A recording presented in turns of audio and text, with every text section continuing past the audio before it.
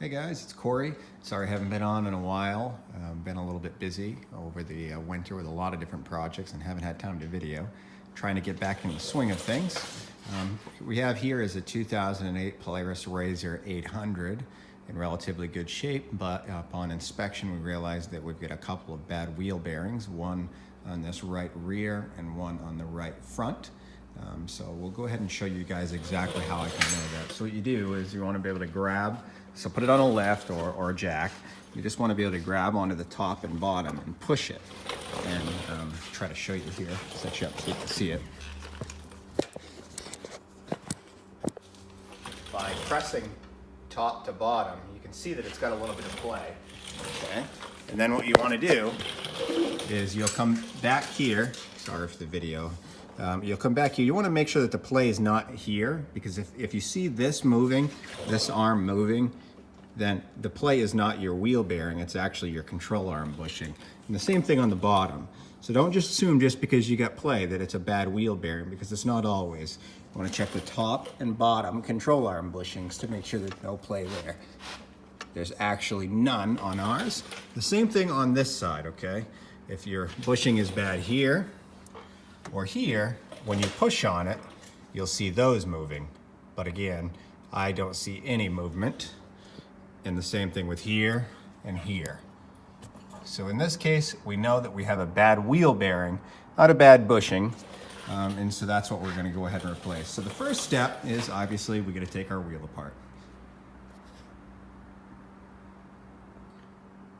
All right, so we popped those off. Just for you guys' information, you're gonna need a 14mm socket to take those off. So we've taken our lug nuts off.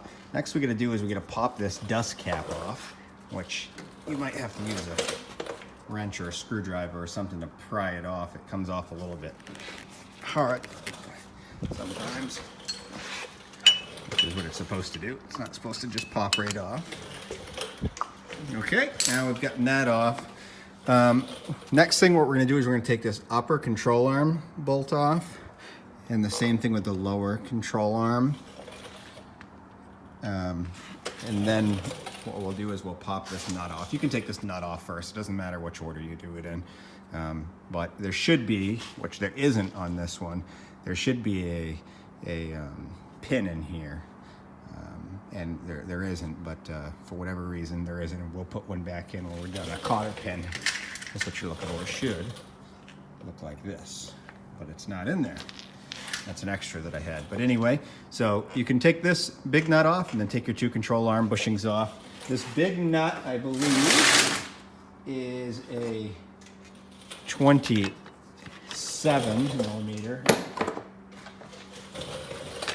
Yep, it's a 27.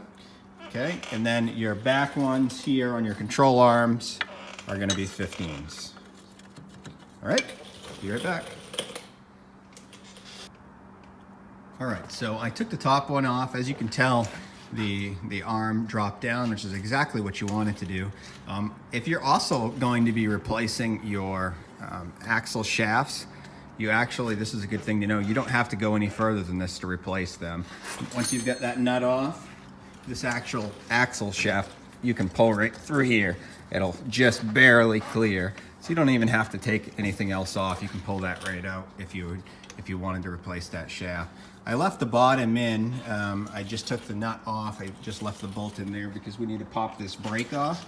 To take this brake off, it's a 13mm. So we'll just go ahead and quickly take these two bolts off. There's two bolts here. There's not much to it. You do not need to take the brake line off. Don't take the brake line off, because if you do, then you're going to end up having to bleed your brakes.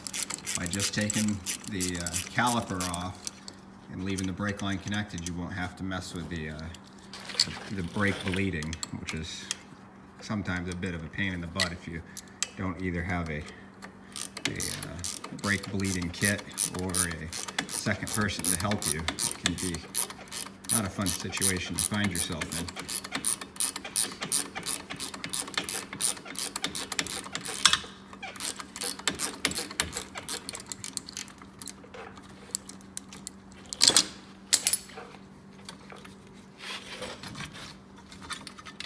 And you just pull it off and set it up off to the side.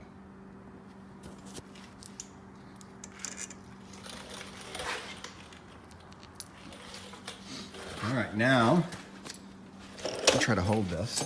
Sorry, I'm moving all around here. Now I'll use my feet here to hold this up and try to push this pin out through.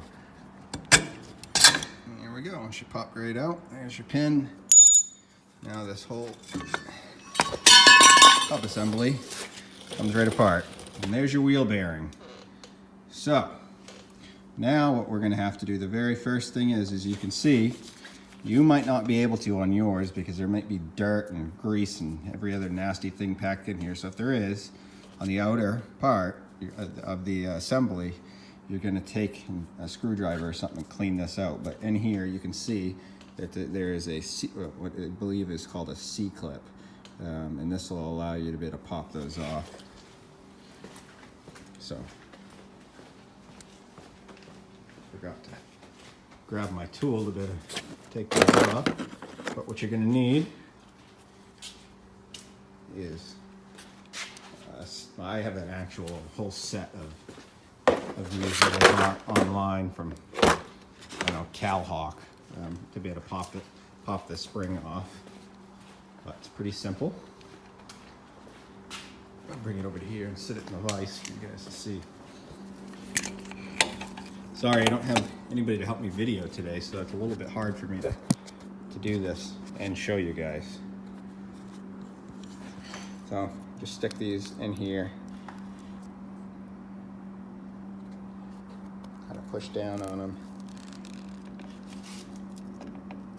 And take it right out of there. Okay, that's it. Be careful.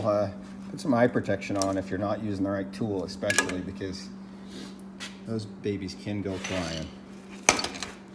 All right, and then I'll set this in my vise.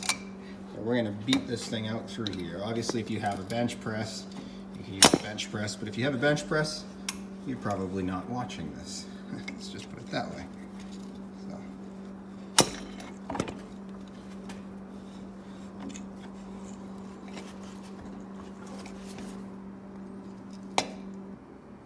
All right, so I get this set up in here, and I have this little tool that I picked up offline to remove bearings. You don't have to have this, but you can use as a big socket, which is what a lot of people use, or if you've got an extra old bearing kicking around, you can use that. But the gist of it is you need this to be the right size as the bearing that you're removing, and you just sit it on there, and then you're just gonna beat it into submission. And then what will happen is it's gonna come right out through this side. So you beat it all the way down through until it pops out. So that's what we're gonna go ahead and do now.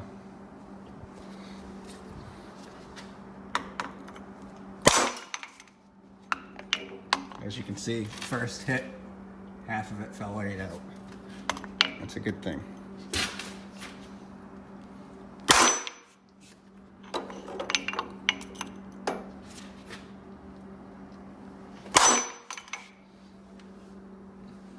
I'm going to sit this down and we'll come back when it's done. All right, so here we have our bearing that came out in a couple of different pieces. This is the gist of it. And here's where your bearing was. So you can see you can only beat it out through this one direction. So do not try to beat it the wrong direction, or else you're going to be beating up against that lip and you'll end up breaking the entire housing. So again, you beat it the direction in which that you pulled the clip out from. That's what that clip is there. It's meant to hold it in. That's the groove that the clip's set in. So now you just take some light, maybe 1800 grit sandpaper, or even just clean it up with a good cloth and just try to clean this up just a little bit. And then you're going to put a light coat of grease in there, and then we'll get ready to put the next bearing in. All right, guys, so we've got a bearing here. This is a cheap bearing, although my personal opinion is I don't think that there's a big difference. This is a BR 154.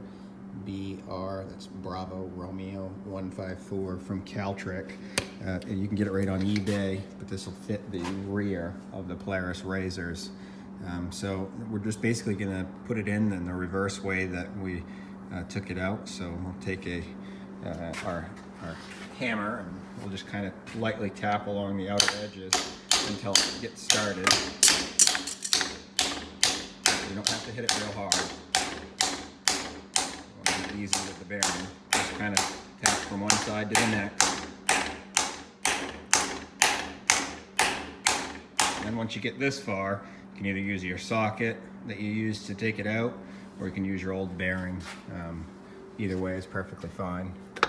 Grab the old bearing here. You can do it that way if I get it. I don't know what I did with it, but I use this tool. It's just kind of hard for me to hold it while videoing for you guys, but you get the gist of it. So you're going to tap that all the way firmly down, and then once it's down, you'll be able to put your clip back in. And you'll know it's all the way down. You'll feel it. You'll feel when it taps. I just felt a big difference. Then you can look at it, make sure that the groove is all the way around, and it is. Now you'll be able to utilize your clip and be able to put it right back in.